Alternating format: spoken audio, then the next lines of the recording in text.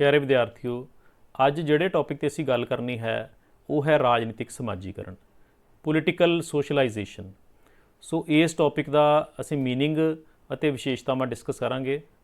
राजनीतिक समाजीकरण की है?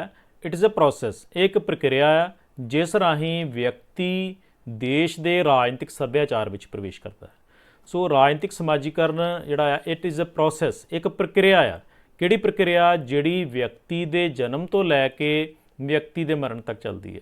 यानी कि व्यक्ति के जन्म तो ही यह प्रक्रिया शुरू हो जाती है। असी जन्म तो ही राजनीतिक प्रणाली के बारे कुछ ना कुछ वैल्यूज़ ਜਾਂ कुछ दृष्टिकोण ਜਿਹੜੇ ਆ ਉਹ ਬਣਾਉਣਾ शुरू कर ਦਿੰਦੇ ਆ ਤੇ ਸਮੇਂ ਦੇ ਨਾਲ ਅਸੀਂ ਉਹਨੂੰ ਬਣਾਈ ਰੱਖਦੇ ਆ ਜਾਂ ਫਿਰ ਉਹਦੇ ਵਿੱਚ ਬਦਲਾਅ ਵੀ ਆਉਂਦਾ ਰਹਿੰਦਾ ਆ। ਸੋ ਇਸ ਤਰੀਕੇ ਨਾਲ ਇਹ ਕਹਿ ਸਕਦੇ ਹਾਂ ਵੀ ਰਾਜਨੀਤਿਕ ਸਮਾਜੀਕਰਨ ਇੱਕ ਪ੍ਰਕਿਰਿਆ ਆ ਜਿਹੜੀ ਕਿ ਵਿਅਕਤੀ ਦੇ ਜਨਮ ਤੋਂ ਸ਼ੁਰੂ ਹੋ ਜਾਂਦੀ ਆ ਤੇ ਜਦੋਂ ਤੱਕ ਵਿਅਕਤੀ ਜਿਉਂਦਾ ਆ ਉਹਦੇ ਰਾਜਨੀਤਿਕ ਪ੍ਰਣਾਲੀ ਪ੍ਰਤੀ ਦ੍ਰਿਸ਼ਟੀਕੋਣ, ਕਦਰਾਂ ਕੀਮਤਾਂ, ਭਾਵਨਾਵਾਂ ਜਿਹੜੀਆਂ ਨੇ ਬਣਦੀਆਂ ਰਹਿੰਦੀਆਂ ਆ ਤੇ ਉਹ ਸਮੇਂ ਦੇ ਨਾਲ ਉਹਦੇ ਵਿੱਚ ਸਟੇਬਿਲਿਟੀ ਵੀ ਆਉਂਦੀ ਆ ਤੇ ਕਈ ਵਾਰੀ टाइम के नाल ਉਹਦੇ ਵਿੱਚ चेंजिस भी आउंदियां ने। सो इस करके राजनीतिक समाजीकरण की है? एक प्रक्रिया है जिस राही व्यक्ति जिहड़ा देश के राजनीतिक सभ्याचार विच प्रवेश करता है, मीनस कि ਉਹਦੇ राजनीतिक प्रणाली प्रति दृष्टिकोण बनने शुरू हो जाते हैं तो उसनूं बनाई रखता है, यानी कि उन्हां दृष्टिकोणां नूं बनाई रखता है तो उन्होंने बदलने की कोशिश करता है। यानी कि समय के नाल जिमें जिमें ਉਹਦੇ तजर्बे होणगे राजनीतिक प्रणाली के नाल, जेकर ਉਹਨੂੰ राजनीतिक प्रणाली जिहड़ी आ ਉਹਦੀਆਂ ਮੰਗਾਂ ਦੇ अकॉर्डिंगली पॉलिसीज़ बन जांदियां ने तो उन्होंने लगता है कि राजनीतिक प्रणाली जिहड़ी है वो काफ़ी वधिया है, ऑथेंटिक है, जैनुइन है। परंतु जेकर उन्होंने लगता है कि उन्होंने पढ़न लिखण के बावजूद पोलीटिकल सिस्टम उन्होंने जॉब अपॉर्चुनिटीज़ नहीं प्रोवाइड कर रहा तो फिर वो राजनीतिक प्रणाली के बारे जिहड़े विचार आ वो बदलने शुरू हो जाते हैं। वो थिंकिंग जां उहदी जिहड़े भावनावां ने, कदरां कीमतां ने वो बदलनियां शुरू हो जांदियां। सो इस करके राजनीतिक समाजीकरण की एक प्रक्रिया है जिस राही व्यक्ति जिहड़ा आ राजनीतिक प्रणाली प्रति दृष्टिकोण, भावनावां, कदरां कीमतां बनाउणियां शुरू कर दिंदा आ ते समय दे नाल उहदे विच चेंजिस भी आउंदियां रहिंदियां ने। सो इहदे विच असीं दो डेफिनेशनस करनियां ने, आलमंड एंड पावल दी, दूसरी जॉफरी के रॉबर्ट्स दी। आलमंड एंड पावल के अनुसार राजनीतिक समाजीकरण वो प्रक्रिया है जिस दे द्वारा राजनीतिक सभ्याचार नूं कायम रखा जा सकता है जां बदलिया जा सकता है।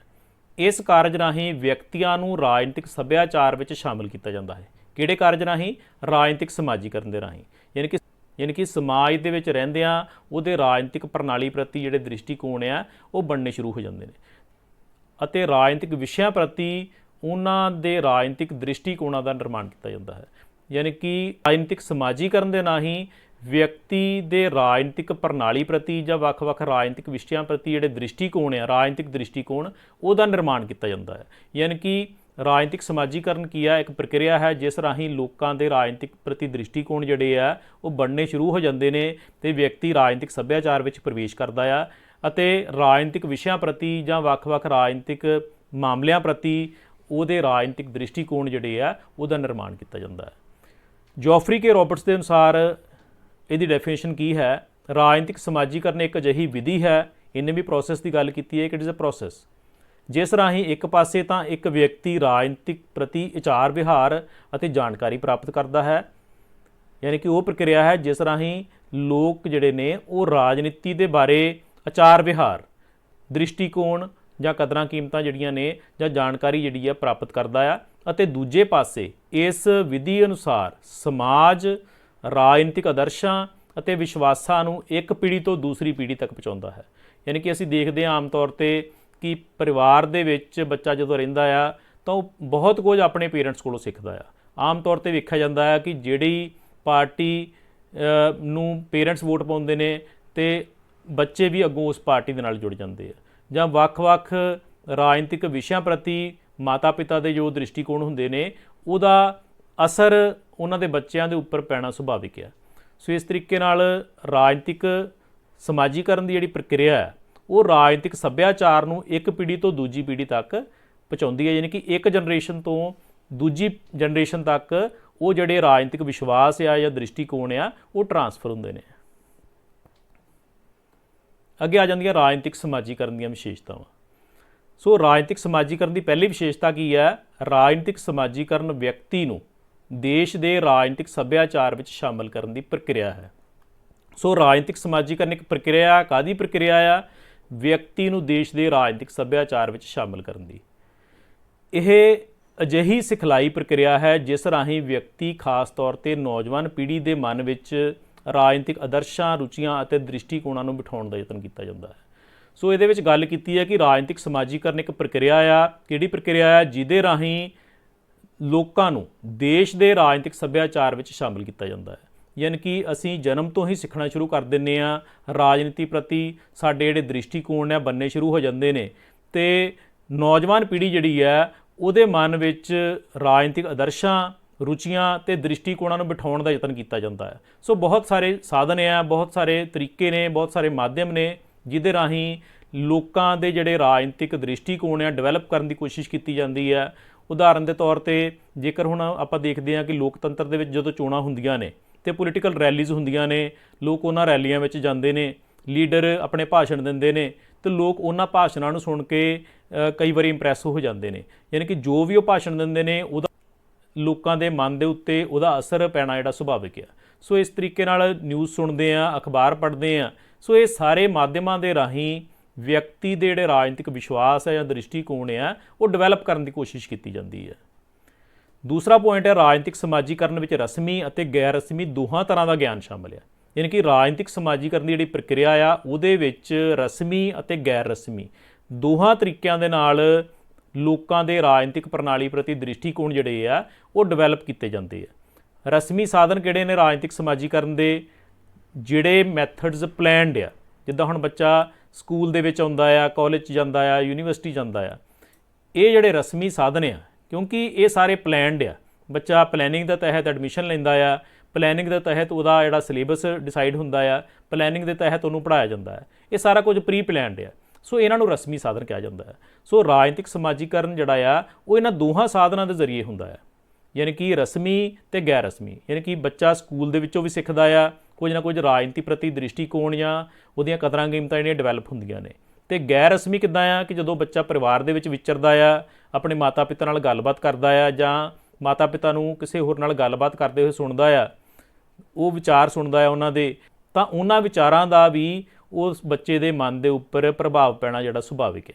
ਗੈਰ ਰਸਮੀ ਦਾ ਮਤਲਬ ਆ ਕਿ ਜਦੋਂ ਬੱਚਾ ਆਪਣੇ ਪਰਿਵਾਰ ਵਿੱਚ ਵਿਚਰਦਾ ਆ, ਆਪਣੇ ਯਾਰਾਂ ਦੋਸਤਾਂ ਦੇ ਨਾਲ ਗੱਲਬਾਤ ਕਰਦਾ ਆ ਜਾਂ ਜਾਣੇ ਅਣਜਾਣੇ ਦੇ ਵਿੱਚ ਕਿਸੇ ਨਾਲ ਗੱਲਬਾਤ ਕਰਨ ਸਮੇਂ ਜੋ ਵੀ ਦ੍ਰਿਸ਼ਟੀਕੋਣ ਜਾਂ ਕਦਰਾਂ ਕੀਮਤਾਂ ਡਿਵੈਲਪ ਕਰਦਾ ਆ, ਤਾਂ ਉਹ ਗੈਰ ਰਸਮੀ ਸਾਧਨ ਆ। ਸੋ ਇਸ ਕਰਕੇ ਰਾਜਨੀਤਿਕ ਸਮਾਜੀਕਰਨ ਜਿਹੜਾ ਆ ਉਹ ਰਸਮੀ ਅਤੇ ਗੈਰ ਰਸਮੀ ਦੋਹਾਂ ਤਰੀਕਿਆਂ ਨਾਲ ਜਿਹੜਾ ਆ ਵਿਅਕਤੀ ਦੇ ਰਾਜਨੀਤਿਕ ਪ੍ਰਣਾਲੀ ਪ੍ਰਤੀ ਦ੍ਰਿਸ਼ਟੀਕੋਣ ਜਿਹੜੇ ਡਿਵੈਲਪ ਹੁੰਦੇ ਆ। ਸੋ ਰਾਜਨੀਤਿਕ ਸਮਾਜੀਕਰਨ ਕੀ ਆ? ਇਹਦੇ ਵਿੱਚ ਰਸਮੀ ਅਤੇ ਗੈਰ ਰਸਮੀ ਦੋਹਾਂ ਤਰ੍ਹਾਂ ਦਾ ਗਿਆਨ ਸ਼ਾਮਲ ਆ।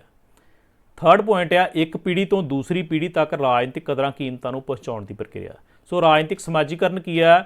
ਇੱਕ ਪੀੜ੍ਹੀ ਤੋਂ ਦੂਸਰੀ ਪੀੜ੍ਹੀ ਤੱਕ ਜਿਹੜਾ ਆ ਵਿਅਕਤੀ ਦੇ ਜਿਹੜੇ ਰਾਜਨੀਤਿਕ ਵਿਸ਼ਵਾਸ ਹੈ ਜਾਂ ਦ੍ਰਿਸ਼ਟੀਕੋਣ ਆ ਉਹਨਾਂ ਨੂੰ ਇੱਕ ਜਨਰੇਸ਼ਨ ਤੋਂ ਦੂਜੀ ਜਨਰੇਸ਼ਨ ਤੱਕ ਪਹੁੰਚਾਇਆ ਜਾਂਦਾ ਹੈ। ਇੱਕ ਚੰਗਾ ਨਾਗਰਿਕ ਉਹ ਹੈ ਜੋ ਸਮਾਜ ਦੇ ਆਦਰਸ਼ਾਂ ਅਤੇ ਕਦਰਾਂ ਕੀਮਤਾਂ ਨੂੰ ਸਵੀਕਾਰ ਕਰਦੇ ਹੋਏ ਆਉਣ ਵਾਲੀਆਂ ਪੀੜ੍ਹੀਆਂ ਦੇ ਮੈਂਬਰਾਂ ਤੱਕ ਪਹੁੰਚਾਉਂਦਾ ਹੈ। ਸੋ ਇੱਕ ਚੰਗਾ ਨਾਗਰਿਕ ਉਹੀ ਹੈ ਜਿਹੜਾ ਆਪਣੇ ਜਿਹੜੇ ਰਾਜਨੀਤਿਕ ਪ੍ਰਣਾਲੀ ਪ੍ਰਤੀ ਜੋ ਦ੍ਰਿਸ਼ਟੀਕੋਣ ਆ ਜਾਂ ਉਹਦੀ ਜੋ ਨੌਲੇਜ ਆ ਪੋਲੀਟੀਕਲ ਸਿਸਟਮ ਦੇ ਬਾਰੇ, ਸਰਕਾਰ ਦੇ ਢਾਂਚਿਆਂ ਬਾਰੇ, ਸਰਕਾਰ ਦੇ ਕੰਮਾਂ ਬਾਰੇ, ਜਦੋਂ ਉਹ ਅਗਲੀ ਪੀੜ੍ਹੀ ਤੱਕ ਯਾਨੀ ਕਿ ਆਪਣੀ ਨੈਕਸਟ ਜਨਰੇਸ਼ਨ ਤੱਕ ਉਹ ਸਾਰੇ ਆਈਡੀਆਜ਼ ਜਿਹੜੇ ਆ ਉਹ ਟਰਾਂਸਫਰ ਕਰਦਾ ਆ, ਉਹ ਦ੍ਰਿਸ਼ਟੀਕੋਣ ਜਿਹੜੇ ਟਰਾਂਸਫਰ ਕਰਦਾ ਆ, ਤਾਂ ਉਹਨੂੰ ਅਸੀਂ ਚੰਗਾ ਨਾਗਰਿਕ ਮੰਨ ਸਕਦੇ ਹਾਂ। ਸੋ ਇਸ ਕਰਕੇ ਰਾਜਨੀਤਿਕ ਸਮਾਜੀਕਰਨ ਕੀ ਹੈ ਕਿ ਇੱਕ ਪੀੜ੍ਹੀ ਤੋਂ ਦੂਜੀ ਪੀੜ੍ਹੀ ਤੱਕ ਰਾਜਨੀਤਿਕ ਕਦਰਾਂ ਕੀਮਤਾਂ ਜਾਂ ਵੈਲਿਊਜ਼ ਜਿਹੜੀਆਂ ਨੇ ਉਹਨਾਂ ਨੂੰ ਪਹੁੰਚਾਉਣ ਦੀ ਪ੍ਰਕਿਰਿਆ ਆ। ਯਾਨੀ ਕਿ ਜਿਹਦੇ ਵਿੱਚ ਬੱਚਾ ਜਿਹੜਾ ਆ ਆਪਣੀ ਫੈਮਿਲੀ ਤੋਂ ਸਿੱਖਦਾ ਆ ਅਤੇ ਅੱਗੋਂ ਆਪਣੀ ਜਿਹੜੀ ਨੈਕਸਟ ਜਨਰੇਸ਼ਨ ਆ ਉਹਦੇ ਤੱਕ ਇਹ ਕਦਰਾਂ ਕੀਮਤਾਂ ਜਾਂ ਦ੍ਰਿਸ਼ਟੀਕੋਣ ਜਿਹੜੇ ਆ ਉਹ ਟਰਾਂਸਫਰ ਕਰਦਾ ਆ। ਨੈਕਸਟ ਪੁਆਇੰਟ ਹੈ ਰਾਜਨੀਤਿਕ ਸਮਾਜੀਕਰਨ ਰਾਜਨੀਤਿਕ ਸੱਭਿਆਚਾਰ ਨੂੰ ਬਣਾਈ ਰੱਖਣ, ਬਦਲਣ ਅਤੇ ਪੈਦਾ ਕਰਨ ਦਾ ਕੰਮ ਕਰਦਾ ਹੈ। ਸੋ ਜਿਵੇਂ ਪਹਿਲਾਂ ਵੀ ਗੱਲ ਕੀਤੀ ਹੈ ਮੀਨਿੰਗ ਦੇ ਵਿੱਚ ਕਿ ਰਾਜਨੀਤਿਕ ਸਮਾਜੀਕਰਨ ਇੱਕ ਪ੍ਰਕਿਰਿਆ ਆ ਜਿਹਦੇ ਰਾਹੀਂ ਲੋਕਾਂ ਦੇ ਰਾਜਨੀਤਿਕ ਪ੍ਰਣਾਲੀ ਪ੍ਰਤੀ ਦ੍ਰਿਸ਼ਟੀਕੋਣ ਜਿਹੜੇ ਡਿਵੈਲਪ ਕੀਤੇ ਜਾਂਦੇ ਆ ਅਤੇ ਉਸ ਰਾਜਨੀਤਿਕ ਸੱਭਿਆਚਾਰ ਨੂੰ ਮੇਨਟੇਨ ਕੀਤਾ ਜਾਂਦਾ ਆ ਅਤੇ ਸਮੇਂ ਦੇ ਨਾਲ ਨਾਲ ਉਹਦੇ ਵਿੱਚ ਚੇਂਜਿਸ ਵੀ ਕੀਤੀਆਂ ਜਾਂਦੀਆਂ ਨੇ। ਸੋ ਇਸ ਤਰੀਕੇ ਨਾਲ ਵਿਅਕਤੀ ਸਮਾਜ ਵਿੱਚ ਰਹਿੰਦਿਆਂ ਹੋਇਆਂ ਆਪਣੇ ਰਾਜਨੀਤਿਕ ਪ੍ਰਣਾਲੀ ਪ੍ਰਤੀ ਦ੍ਰਿਸ਼ਟੀਕੋਣ ਜਿਹੜਾ ਡਿਵੈਲਪ ਕਰਦਾ ਆ ਅਤੇ ਟਾਈਮ ਦੇ ਨਾਲ ਨਾਲ ਉਹਦੇ ਵਿੱਚ ਚੇਂਜਿਸ ਜਿਹੜੀਆਂ ਨੇ ਆਉਂਦੀਆਂ ਰਹਿੰਦੀਆਂ ਨੇ। ਲਾਸਟ ਪੁਆਇੰਟ ਹੈ ਰਾਜਨੀਤਿਕ ਸਮਾਜੀਕਰਨ ਇੱਕ ਨਿਰੰਤਰ ਪ੍ਰਕਿਰਿਆ ਹੈ।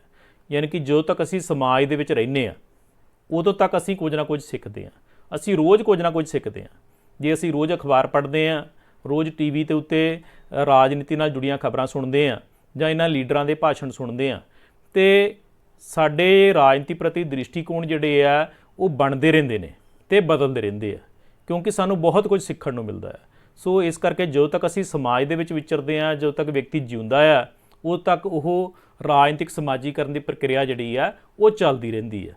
ਤੇ ਵਿਅਕਤੀ ਜਿਹੜਾ ਆ ਰੋਜ਼ ਕੁਝ ਨਾ ਕੁਝ ਨਵੀਂ ਚੀਜ਼ ਰਾਜਨੀਤਿਕ ਪ੍ਰਣਾਲੀ ਦੇ ਬਾਰੇ ਸਿੱਖਦਾ ਆ, ਜਾਂ ਉਹਦੇ ਜਿਹੜੇ ਕੁਝ ਨਾ ਕੁਝ ਦ੍ਰਿਸ਼ਟੀਕੋਣ ਜਿਹੜੇ ਨਵੇਂ ਬਣਦੇ ਨੇ ਤੇ ਪੁਰਾਣੇ ਦ੍ਰਿਸ਼ਟੀਕੋਣ ਜਿਹੜੇ ਆ ਉਹਨਾਂ ਦੇ ਵਿੱਚ ਬਦਲਾਅ ਵੀ ਆਉਂਦਾ ਰਹਿੰਦਾ ਹੈ। ਸੋ ਇਸ ਕਰਕੇ ਆਪਾਂ ਕਹਿ ਸਕਦੇ ਹਾਂ ਕਿ ਰਾਜਨੀਤਿਕ ਸਮਾਜੀਕਰਨ ਇੱਕ ਨਿਰੰਤਰ ਪ੍ਰਕਿਰਿਆ ਹੈ, ਯਾਨੀ ਕਿ ਕੰਟੀਨਿਊਸ ਪ੍ਰੋਸੈਸ ਆ, ਜਿਹੜਾ ਪ੍ਰੋਸੈਸ ਚੱਲਦਾ ਰਹਿੰਦਾ ਆ। ਕਦੋਂ ਤੱਕ? ਜਦੋਂ ਤੱਕ ਵਿਅਕਤੀ ਜਿਉਂਦਾ ਹੈ। ਸੋ ਇਹ ਸੀਗੀਆਂ ਰਾਜਨੀਤਿਕ ਸਮਾਜੀਕਰਨ ਦੀਆਂ ਵਿਸ਼ੇਸ਼ਤਾਵਾਂ। ਨੈਕਸਟ ਵੀਡੀਓ ਦੇ ਵਿੱਚ ਅਸੀਂ ਇਸੇ ਟੌਪਿਕ ਨਾਲ ਜੁੜੇ ਅਗਲੇ ਕੁਐਸਚਨ ਬਾਰੇ ਗੱਲਬਾਤ ਕਰਾਂਗੇ। Thank you so much.